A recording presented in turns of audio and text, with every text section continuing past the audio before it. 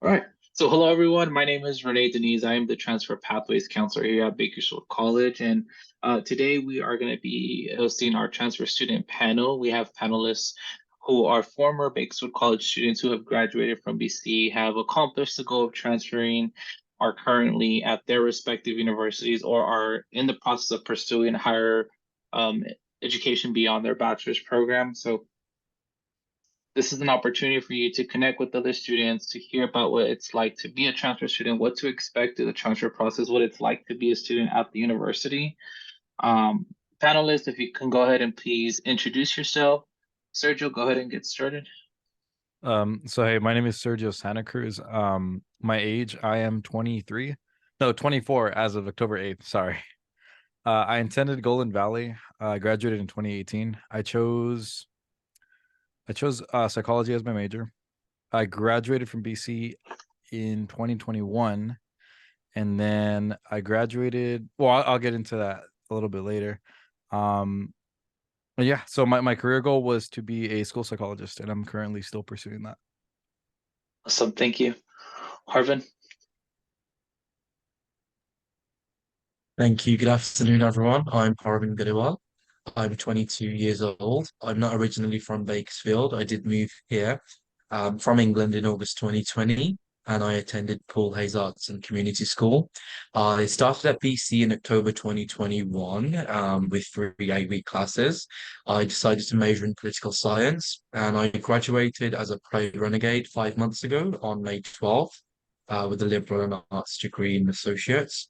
My career goal is to serve in public office or government, because I'm very passionate about advocacy and legislation. And yeah, that's me. Awesome, thank you. So we'll go ahead and get started with our first question. And then Sergio, you can go first, and then Tarvin, you can go right after, just to keep the formality of it. So, what campus are you currently attending, and what major are you pursuing? So I'm currently attending the University of Laverne here in Bakersfield. I graduated from CSUB fairly recently, actually, 2023, so a couple months ago, and I'm in the graduate program at Laverne for school psychology with a PPS credential. And I don't know if this is a major, but I'm pursuing school psychology. Thank you. I'm in my first quarter here at UCLA. My major is still political science. I've got a concentration in international relations and I'm minoring in public affairs. So that's basically a small focus aside from the major. And I'm taking three classes this quarter. Awesome. Cool. I do have a follow-up question for both of you, actually. So, Sergio, how did you go about deciding to pursue the graduate level studies? So I feel like for psychology, it's a little bit different. If you want to do a lot of things with psychology, you have to get your master's degree. Sadly, your bachelor's at the psychology level won't land you a very well-paying job. So for most psychology majors, if you guys are going into psychology, which a lot are, because it's a big major, a lot of people go into psychology, you have to be aware that you are going into a career or a major that is a long haul major, pretty much.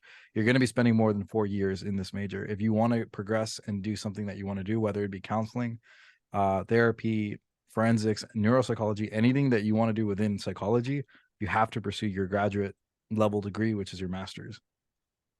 So Yep. that's ultimately what led me to go to graduate school and continue to pursue that master's degree. Thank you. And then, Harvin, can you talk to us a little bit about minoring, what that process looked like? Because when you applied to the university, you applied with one major and possibly an alternative major. Can you share about how Yeah, that's you got to the point where you're able to pursue a minor and also talk about what an emphasis is?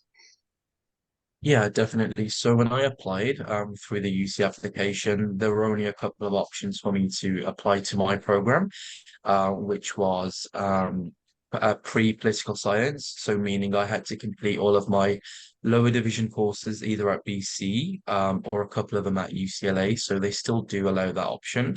But thankfully I was able to do them all at BC. and they looked at my degree report, audited it, and figured out that everything, I've sort of done. So I'm doing upper division courses now. In terms of the minor, because I like the public policy aspect of it, the advocacy and legislation side of it, I feel like minoring in public affairs allows me that scope as well as that concentration in my major. So it sort of goes well hand in hand. Um, I only minored in it like in week one of first joining UCLA. So I didn't know what I was going to minor in. But after talking to a couple of my professors and my counselor, they decided this would be the most suitable course of action. Hence, I'm minoring in public affairs now. Okay. What was that a simple conversation? Because often we have students who will say, well, I want to minor when I get to the university, and when they're applying, there's not an option to select a minor. Does it have to be, from your experience, did it have to be aligned with what your current your primary minor, what your primary major is? I really don't think so. No, it is a really simple process when you're doing it because at community college you could be deciding on various different minors. So my suggestion would be is to sort of focus on the actual major as opposed to the minor because when you go to the university you'll have loads of different events and basically meetings with your professors or your counselors, and they will sort of never help you navigate your way through. So I would leave the minoring part up until you actually start attending the college because then you'll get more of an idea of what the minor actually consists of rather than just doing it for namesake. Because I feel like that's the thing with me. I was sort of doing the minor part of it just for the namesake of it, rather than knowing what I was going to get myself into. I think I was thinking about history earlier on, but it just makes sense for me to be doing public affairs. So yeah, just think about it when you get to the college as opposed to when you're still at community college. Sounds good. Thank you. And thank you both for sharing that. So we do have our third panelist here. We have Sarah, who is joining us. Sarah, if you can go ahead and introduce yourself. We are right now just completed answering the second question. So if you can introduce yourself and then go on to the second question, which asks you what college you are currently attending and what major you are pursuing. Yeah, so my name is Sarah Jimenez. I'm 20 years old. I went to North High School in Bakersfield. And at Bakersfield College, I earned my associate's degree in business administration, but I ended up changing my major when I applied to UCs and CSUs to sociology. And I graduated from Bakersfield College this past spring, so just barely. Um, and I'm currently attending UC Davis. I'm pursuing sociology. And I'm also in the middle of deciding whether to double major in cinema and digital media or minoring in it. Oh, Yeah. all right. Awesome. Thank you, sir. So, I mean, as you can see, it is pretty common for students to get to the university level and then decide if they want a minor, double major, find a different emphasis. The thing about community colleges is that our options are not as wide as they are at the university. You'll find different emphasis, different minors that you can pursue. If that's something that you're aspiring to do, just know that it is a possibility. Let's go on into our third question. So what thought process was taken when selecting your school, your transfer school? What were some things that came to mind? Okay, so I mean this is kind of like a two-part question for me since I transferred twice. From BC to CSUB, it was more about like cost. I wanted to really keep the cost down. Tuition does play a big factor when you finally finish your major and you have things to pay back. So that's why I ultimately decided from Bakersfield College to go to CSUB. From CSUB to University of Laverne, I no longer really cared too much about tuition. I knew that for the master's level degree, I wouldn't necessarily have financial aid as available as I had it before. It did help a lot, but it was more towards like I had to take out loans instead of like having grants given to me. When I was choosing a secondary school for my not my major anymore. It's a little bit different for graduate school from undergrad, because you're no longer kind of looking for the university's like prestige and stuff. You're looking for a program, and you're looking for a program that really stands out to you. And for me, I had two options. I had Fresno Pacific, that is based here in Bakersfield as well. There's a Bakersfield campus, and University of Laverne, that there is a Bakersfield campus here as well. Ultimately, I decided that the staff were more transparent and more available towards my needs, and that relationship between the staff and me played a big factor in me deciding ultimately to go with Laverne for my master's program in school psychology. Thank you. Arvind? Yeah, so my thought process was that one that UCLA was my dream school from a very long time. So I think that was a huge part of it. My top choice of school, however, was UC Berkeley to begin with. But after like much thought and consideration and making informed decisions, for example, visiting the campuses to determine which is the best fit for me, I ended up vouching for UCLA because I firsthand got to see what resources UCLA had, the academic program, and how it's going to benefit me and assist me and basically impact what I want to do in the future. So I went sort of the old-fashioned way, and I went ahead and wrote down all the pros and cons of each school. These pros and cons were for myself, really. For example, location. Where do I see myself best? Was it in the hustle and bustle of LA, or was it like in the bubble of Berkeley?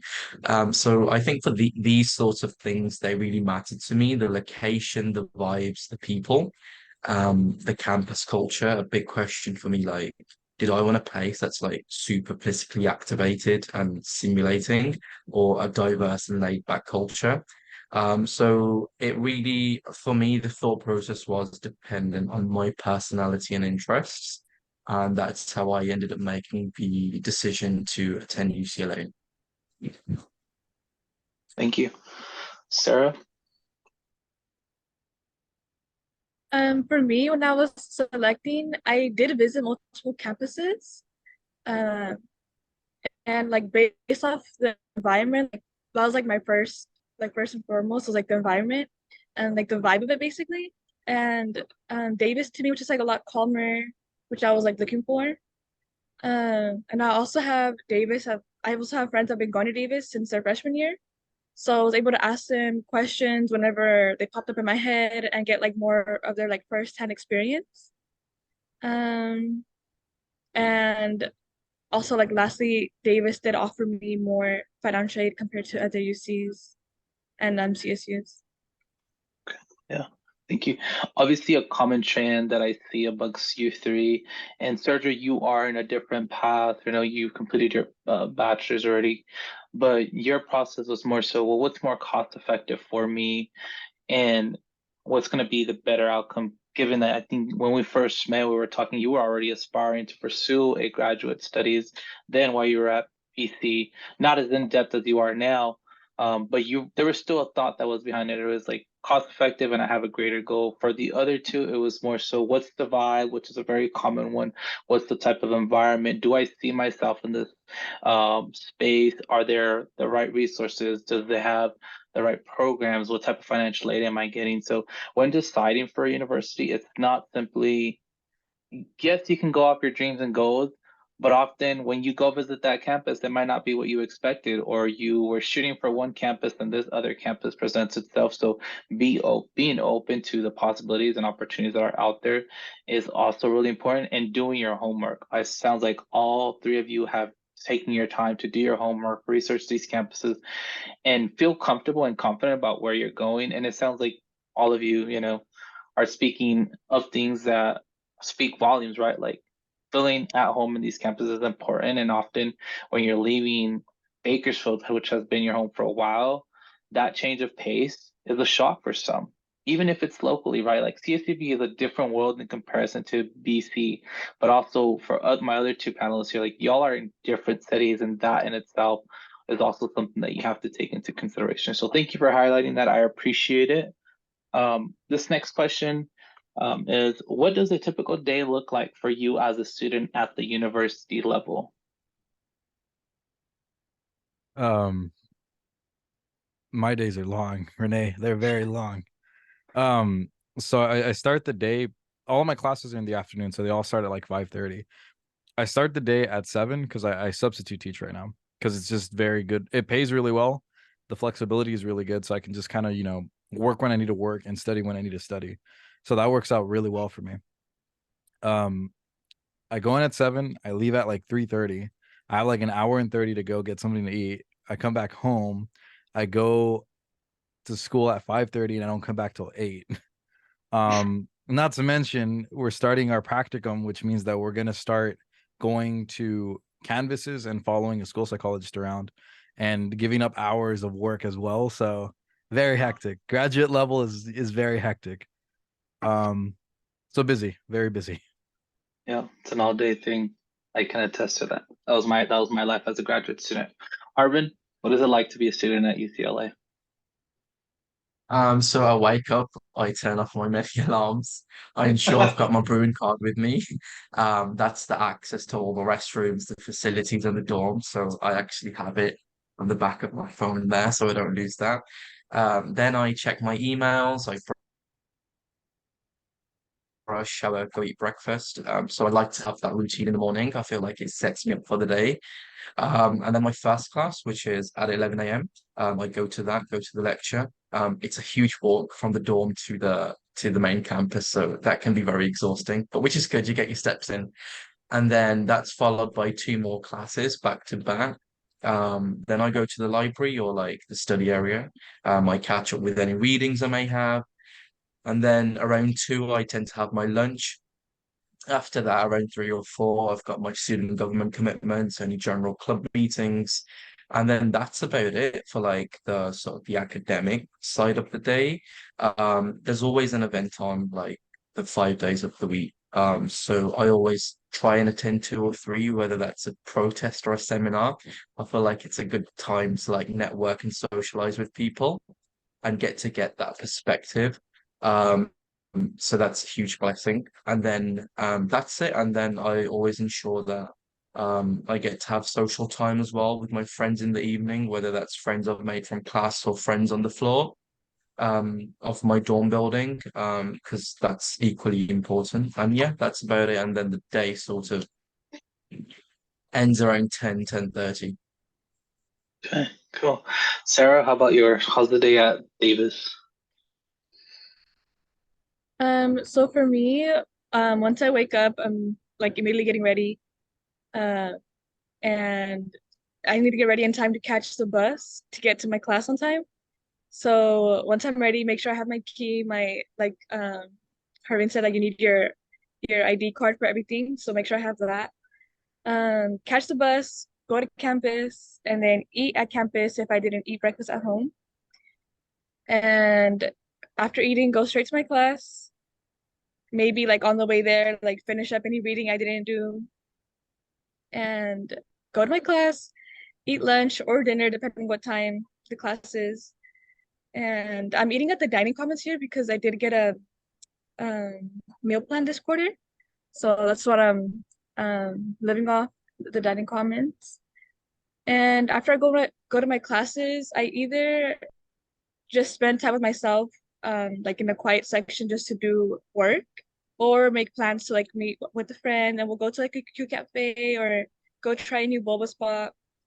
And once that's done, I catch the bus to go back home and just unwind, relax, do any prep work for my classes the next day, and get ready for bed. So like typically I'm on campus from like 11 to like 6, 8 p.m.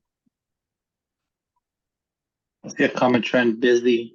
Doesn't look all the same for everybody, but all of you are like busy throughout the entire day, whether that's you're working, you're going to class, you're finding time to eat, but you're also finding time to socialize, which is also, catering to your network, right? Expanding that and making those connections. So it looks very different. I'm sure it looks very different from your lives here when you're a student at BC. There's a lot more. You also have very little bit limited time at the university level, so you're trying to do everything and anything that you can. And for those of you like yourself, Sergio, you're preparing yourself for your career, and you two have very limited time to, for other things outside. So sounds like you're all very laser focused on your education and your careers for the future. So the next question is, what is one difference you've noticed between the community college and the university? I would say that at the community college, from my experience, most of the professors were already retired, so a little bit older, a little bit wiser. Their information might not be up to date. Um, but I personally really enjoyed that. Once I got to CSUB, the professors were a lot younger. They demanded a lot more from you. They weren't as available because most of them are still practicing in their fields. A lot of them at the university are doing research as well, so they're very busy. So the dynamics really changes a lot from BC to CSUB, where at a community college you might have more access to your professor. At the CSU, that not might not necessarily be the case. Um, can I add the graduate part of it? Yeah, for sure. So, in graduate school, I would say your professors are a lot older, but most of my professors are still working in the fields. They're very smart. Like, there hasn't been any conversation or question that I have not brought up that they cannot answer. Um, most of them are still working in there. They're very active. They're all. I mean, it's very different because in graduate school you have cohorts, right? So you're with the same 15 people for every single class, right? So you get to really enjoy your classmates and enjoy the dynamics and just enjoy having them all the time, which is not something you get at the undergraduate level, and it's definitely not something you get at BC. I will add this other part for the undergrad. At BC you'll have somebody maybe once in one class and then never see them again. In the CSU, once you get up into those, higher classes and you start getting into your seminar classes, you start seeing the same faces over and over again. Once you get to graduate school, you see them every day. So a sense of community, it starts to kind of, develop and grow into something beautiful. So I will say that's a major difference that I've noticed. Oh, thank you. Harvin? Mine really resonates with Sergio's point as well. So the most notable difference for me is that the professors you get at a community college and the are almost like instantly develop a relationship with you because the focus it's more on teaching. But at university, I feel like because it's more research based and there's bigger classes, there's more students. You don't get that click quite soon. But one way to sort of counteract that for like the prospective transfers listening, I would definitely say attend those professors' office hours because they will go like a really long way. And because like I feel like office hours is your time to connect with that professor, learn about the class. It's not just something that's there, it's really your time for a one-to-one. So I would definitely utilize that. If I were to mention a difference, it would probably be I felt like it was easier for me to make friends at community college than it is at the UC. I don't know why that is. I feel like because there's so many people at my university campus, it's because there's such a diverse range, it's very hard to know like what groups you want to go into. So it has its like ups and downs, but at community college, I made friends like that. And it's been a little bit harder to make friends here. I'm certain I'll get past that point somehow. I'm trying, but it was much easier at community college because I feel like you've already got that sense of a tight-knit community because it's a community college anyway. So I feel like because of that, it was much like easier. Thank you, Harvin. Sarah? So for me, like the socializing part was actually the opposite. In community college, I really wouldn't talk to anybody. I would just go to my class and then do any work I had to do on campus and go straight to my car and either go to work or go home. And here, since like I'm on campus a lot more, I've made so many more friends and like talked to so many more people than I ever have my whole time at BC. So yeah, I would definitely say I do socialize a lot more here. And the other thing is the quarter system is more fast. It's faster paced than the semester system. So it definitely does take some time to get used to. Like it's already midterm time over here. Okay. Yeah. I think a common trend that I noticed this question is community, the importance of it, like, and what you can do to work towards that. I think Carmen, you spoke about getting involved, going to clubs. I can attest to that. When I transferred from Bakersfield College, I had a really hard time establishing a sense of community and establishing a good friend group. I did join clubs that helped me, but it did take some time. That's often a shocker for a lot of community college students. On the other hand, Sarah is just getting out of the park. She is Miss Popular. But it does, it does require you to get out of your comfort zone. And the thing is too that at the university, sometimes they're viewing you as a competition. So do they really want to be your friends, right? The access to the professors is just not relatively as attainable as it is at the community college. So if you're a student here, take advantage of those. We don't stress the importance of off stars just because we say that it is a thing, it is real. Take advantage of it. And I mean, Sergio, you spoke about community as well and how it gradually gets more tight knit to at the graduate level. I can agree, but it's important, right, to have a sense of community behind you to support you, and you can lean on one another. So, thank you for sharing that. So sixth question here is, Could I add something really quick? I'm sorry. of course, yeah. I just really want to emphasize how you said that going to clubs and like stuff like that really does help. Because when I got here, like I told myself I was gonna force myself out of my comfort zone since at community college, I really just like kept to myself, did my work, went to work, like that was it. Well, So I will say that's definitely what has been helping me is just going to club meetings, meeting new people. If like someone invites me to go to like this random event, I'll go to it, meet new people. But yeah. yeah, don't be afraid to say no. Be open to meeting other folks. Be open to stepping out of your comfort zone. Be open to networking. That's really important because you don't really know you don't really know what relationship will come out of, a simple interaction. Could lead to a prospective lead, a job lead, could lead to a future roommate, could lead to a future partner, whatever that might look like, a future best friend. So the next question is, what resources did you utilize at the community college that assisted you through the transfer process? So for that one, I didn't really use any resources. I used, obviously EOPNS and the counseling service, counseling center. Obviously, Renee, we've had a lot of conversations about this. You definitely have helped me out a lot when it came to transferring. That's pretty much it. I used Renee, Renee through the whole thing. Use this guy. This guy's great, man. Use Renee.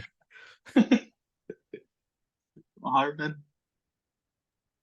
I definitely have to second on that. You were the one resource I utilized the most, Renee. You really, I always tell you this, but I'm sure you get very bored, but you really helped me navigate my way through BC, whether that was with the classes I was taking, any like advice, any support, you were there for me. And I'm just very grateful. And I knew you through EOPNS, so that was a huge blessing to be a part of, because that's where I got a lot of resources and a lot of support from. You also recommended a class with Professor Ryan Yoon, the student support class, the half a unit one. And that's where I sort of refer back to the imposter syndrome and everything. So that class was super helpful. And I think back to that class and I'm like, whoa, what they were going through that class is actually really real and it really resonates with the actual student experience. So I would definitely recommend for the transfers in here to take those classes. And definitely the We Are BC department, We Are BC transfer department. That department put on quite a few events, and one of them was the transfer open day. They had booths and tables and everything with multiple universities.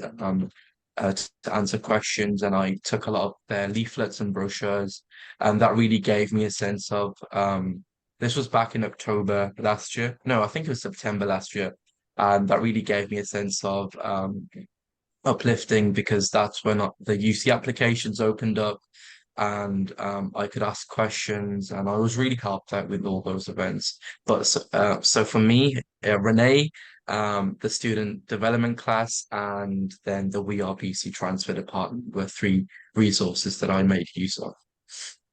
Thank you. Sarah? I definitely made sure to set up and meet with my counselors and advisors like regularly, and also like the financial aid advisors too. That was my main concern.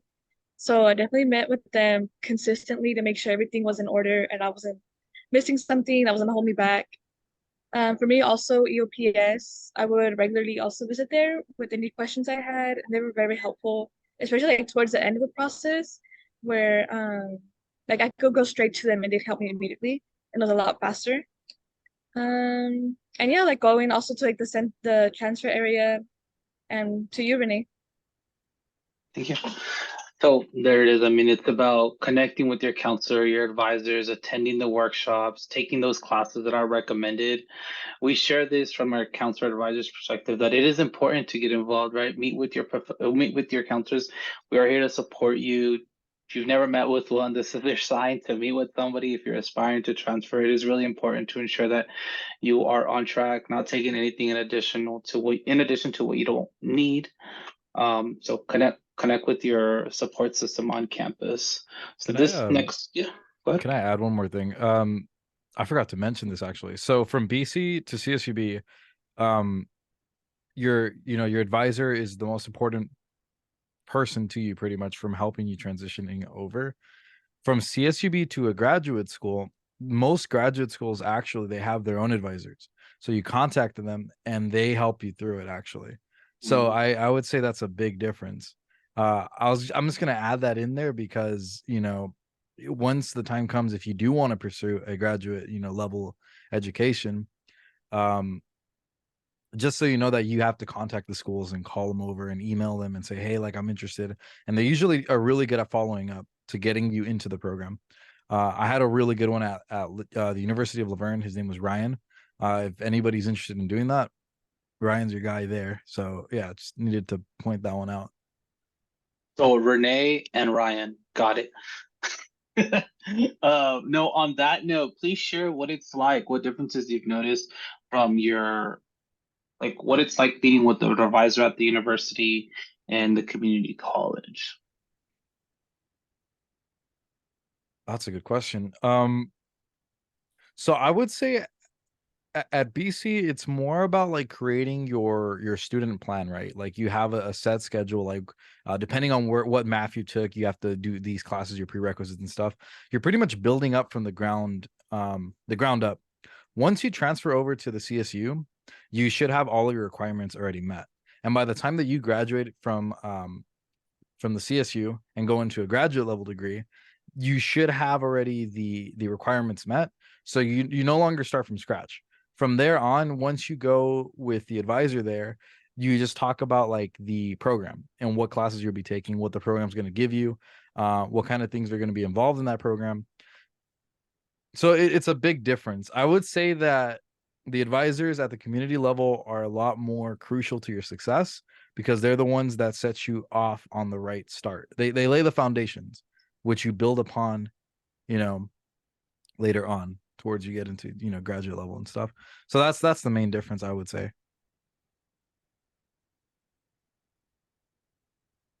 Arvin, Sarah, would you like to add anything to that?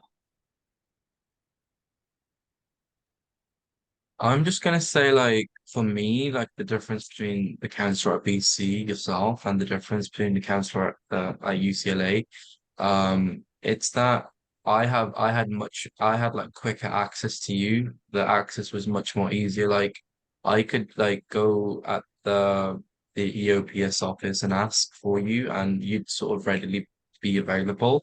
And it's not sort of the same at UC. You really have to go through the appointment process of it all. And that can be a bit difficult because, like, I might have a question which needs answering sort of immediately. And if a counselor's not there for me, that's just gonna like make it somewhat difficult for me. And that has been the case. Like the first couple of weeks, I really needed something answering. Um, which it did get answered just like like a couple of days after. So I think that's the main difference I see. Otherwise, the experience been somewhat great. Thank you. Sarah, is there anything you'd like to add? I would definitely second that. I did get used to like being able to access like advisors a lot quicker, like even just like dropping in if they have their drop-in hours. And like here, um, you just like it's just through the appointment system, and it just takes longer. And by the time like you get your to your appointment, like you might not even need that help anymore. Or like the financial aid too. Sorry if you can hear that noise. It's like dumpsters, but um the financial aid too, like I remember just being able to speak to advisors about that a lot easier over there. And like here the only option is to go to their office and go into the front desk to see if they can help you, or calling. And like I was used to like being able to go to like a like one-on-one meeting to get something figured out. I know that wasn't part of the question, but it kind of just was the perfect questions to ask. This next question is for those of you who are currently at a university outside of Bakersfield. I would like to know, how has it been living away from home, and how have you managed the possible feelings of homesick, if that's something that you've encountered? I know for some of you, just been there for several weeks, but So I never left, so I just go to the next person. okay. So for me, the first day was a little off because my roommates hadn't moved in, so I was there by myself, and then I just sort of explored the campus. Well, not the campus, like the dorm building, and it was all very different. It was big and it was bold, so that I became really overwhelmed by it all. And then life in general, it's just become very different. The lifestyle changed almost immediately. As someone who's moved around a lot, it wasn't such a shock, but it still was because the environment had changed, the atmosphere very different, the vibes were very different. And I guess the way I managed the feeling of not being homesick was not by being in my or the building all day. I went out to campus. I went out to the events that occurred in week zero, and I just ensured that I was occupied by something because that boredom that can become very detrimental, both for you personally and your mental health. So that's something I feel like was helpful, just like by being out there. And I did get homesick, not gonna lie. I did think I wasn't going to, but I did. I did miss my family. I did miss Bakersfield. But yeah, so that was that. But I've settled in now, so that's good. That's good. Thank you. Sarah? I also do feel like I've settled in now, but I am homesick because I'm used to seeing my family like every day, and my dog too. Um, so yeah, like I FaceTime and stuff, like it's just not the same as being able to talk to him and see him in person. Um, how I was like literally a month ago. Um, but yeah, and like also my roommate, their family lives like an hour away, and they always come and visit. So just like it just like it hurts a little. I can't like see them as whenever I want to. But yeah. Yeah. Oh, I don't know. This could have been a triggering question for y'all. Okay, next question. What is one fun thing that you have done at your current campus? Um, this is kind of late, but I finally was part of a study group, so that was really cool. I enjoyed that. Yeah, finally getting socialized into the, you know, social group or whatever. Yeah, it's cool. Thank you. Arvin? I was recently appointed to the Academic Senate at UCLA for the Legislative Assembly. So I get to represent the international students at UCLA amongst like the faculty and staff. So that was something that really helped me, and I'm really honored to be in because I'm now in the student government. And I thought that I was always told that the process to get into student government at UC, it's very rigorous and it can be difficult for transfer students. But in my experience, being able to get to that point just within the first month or so, it's been a real blessing. So I'm glad I could break that bit of the barrier. That's good. Sarah, how about yourself? I've been going to club events and just like any like club fest they have just to find something that interests me. and there's like a handful I do really want to get into, and I look forward to learning about them. And also like finding community here. Like there's like a Chicanx Latinx center, so that's really helpful too. Perfect. Um, so we've reached the 2:45, but I do have one more question. If you don't mind sticking around for at least another 5 minutes, so we can just finish the questions that we have. That's okay. Yeah. Okay. Cool. So, Sergio, this question kind of you've already spoken about this, but I like for you to just touch upon this. So, the question is, do you plan to pursue a graduate degree? Obviously, you are. How are you feeling about being in a graduate program? It's been a long time coming. The first time I met with Renee, he had told me, he's like, "You're ready to transfer it," and I'm like, "I just got here. Like, what are you on about?" I just graduated from high school like not that long ago, and he's like, "Well, you're off to CSU now. Like, you're going to go to the university now," and it just felt like it was happening so soon. When I got to CSUB, like the third year was done, and I'm like, yeah, I'm ready. Like I want to go and really sink my teeth into something more involved. And by what I mean by that is that, uh BC, you do your gen eds and you do a lot of like kind of random classes that you need to fulfill your major. The CSU is more of that. You're kind of seeing what kind of classes are within your major. Especially, well, from what I can talk about for psychology is you take like abnormal psych and then you take social psych, and it's all like little bits and pieces, right? And you get to see what psychology is all about. So you get that well-rounded education, which is nice, right? But the classes aren't always interrelated, and that's something that I always really desired from what I wanted to do, because I from the very beginning wanted to do school psychology, so I already had something set like as a career, so I knew exactly what I was looking for when it came to education. So when the time came and it was time for me to transfer yet again, I chose the University of Laverne because I saw that the program was going to build upon itself. It's going to kind of build the house. The foundation was set. With BC, the foundation was set. The pillars were made, and then the house was forming. And now I can actually bite my teeth into something that I know the information that I'm going to get is going to build upon itself throughout the years. And that's what ultimately led me to want to pursue a graduate level degree, not just because it's a career choice, but also educationally and academically speaking, it's just the place to be if you want to truly um, envelop yourself in something that you enjoy and are passionate about. And that's what ultimately made me decide to pursue a graduate level degree. Thank you. Arvin, are you considering graduate school? I am. But the funny thing here is like every poli sci major, they're all like we're doing pre-law. So like the first couple of weeks I was like, oh, I'm doing pre-law too.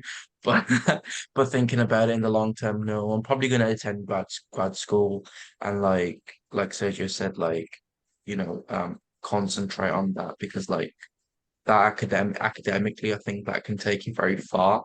I don't know, it's probably going to be like in public policy or something similar. I'm not quite sure, but the path is definitely going to be leading towards grad school. Awesome. Thank you. What about yourself, Sarah? As of right now, no, there's not a specific career that I know I for sure want to do that requires grad school. So yeah, not right now. Okay, cool. Last question and final question. So, what advice would you give students who will be transferring in the near future? Um, don't be that nervous, to be honest. You're gonna walk the stage and it's gonna feel great, but don't be that nervous. Enjoy your time, really enjoy your classes, see what you like, what you don't like, and make a career choice off of that. But, just take it relaxed. Don't be too nervous. Enjoy your time and, think about it. That's the best advice I've ever gotten. So just think about it.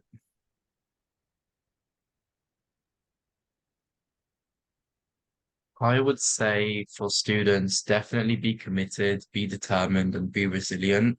And you'll really be on your way to success. There is nothing you can't do. The fact that you guys are here, it's very giving of your determination to know more and season your knowledge with that. And yeah, basically, I just want to say, like, even when it comes to like UC applications and whatnot, or like CSU applications, your GPA is not the sole factor in determining what uni you will get. It's a factor, it's just not the sole principal one. The admissions officer, they're going to be looking at your extracurriculars, what you did, what clubs you joined. And I think one of the questions on the UC application is how your intended major helped you prepare for your course. So you've basically got to look at like what legacy or what mark you left at BC. And I feel like this goes to Sergio and Sarah as well. Like, feel free to reach out to us because we are here as a community and we want to help you as prospective transfer students. If you need someone to talk to, go over your app, let us know. We've been in the same position and it gives us like um actual happiness to be seeing you guys at UCLA, at CSUB, at Davis next year. And I feel like even though I had that support from the faculty and staff at BC, I didn't know any transfer students who had transferred. So I feel like we're in this panel, you guys can always connect with us. So yeah, that's what I would say. Thank you. I would also second that. I also didn't know anybody that was transferring, so it was like a very confusing process that I was like very intimidated by and scared of. But I would definitely advise to meet with your counselors, advisors regularly to make sure everything's in order, that you're not missing something. And to also add on to what Sergio was saying is I would say to try to be involved. I wish I had gotten more involved at community college because now that I'm here at the UC, I'm barely starting to get involved into stuff and like exploring more like clubs, just stuff like that that I wish I'd have explored there. So I kind of had like a foundation to know like what I already tried, didn't like, and what else I could try. But yeah, I would say go to transfer workshops too. That definitely helped me to get my application done on time. Um, and even though like it's very overwhelming, it can feel very overwhelming and intimidating. Like I promise you can do it and it'll be okay. It'll turn out okay. Oh, Can I add one more thing? of Just course. really, really important, Yeah. really important. Many times, like, your counselor will say, oh, everything's fine, looks pretty good, right? Double check it, triple check it, make multiple appointments. Make sure that when you graduate, you have every requirement met. Make sure that multiple people, different people have told you that everything is like checked off and you're ready to go on. Because it's better to be precautious than to get to the moment where you have to submit your graduation like application and boom, there's something missing. And then it's too late. So triple check it, double check it. I tell my brother this all the time. He gets really annoyed. He's 18, barely getting into BC, but double check it, triple check it, make sure that you understand your requirements, especially going into the CSU, and make sure that everything is checked off. Make sure that you have an advisor, show it to your professor. During office hours, don't just go like when you need help. Go in there like, hey, professor, how's your day going? Just try to build that relationship up. So that way, when you do need help, it feels more natural to go in there and be like, hey, can you really, help me out with this? Because I did this multiple times throughout CSU as well. Just be precautious. That's my biggest advice. Be precautious about everything. That's all I wanted to say. Awesome. Thank you. Well, Sergio, Arvin, Sarah, thank you so much. I really appreciate your time that you lent to us today. I know that you're a busy student. You have a lot going on in your life, and you might have been, had other plans, but thank you so much. I wanted to share that I'm extremely proud of you. I feel blessed to have been a part of your educational journey. You often thank me for what I've done, but I thank you because you've allowed me to grow in different capacities and allowed me to continue to do the work that I love and that I enjoy doing, and to see my students be in these positions, being able to now share their experiences, help out other students is just so heartwarming. And I truly appreciate you all. I hope that we can continue to stay connected. I'm sure that you will accomplish great things. Don't be surprised if I reach out to you again in the near future. Um, And for our students that are in attendance here, I hope that you've been able to take away from this, that it is possible to transfer. Students are able to do that. It is a possibility from BC to UCLA to CSUB to a graduate program to UC Davis. Our other panelist is from UCSB, but wasn't able to join us due to some family emergency. But one of the biggest things that students have shared here with us is stay connected, utilize your resources, stay calm, you can do it, attend workshops, and triple check, double check everything to ensure that you are on the right path. And yeah, thank you so much. I really appreciate it. And we'll be bugging you sometime in the spring semester just to check up on you and see how things are going. Thank you so much. I really appreciate your time. And the recording will end.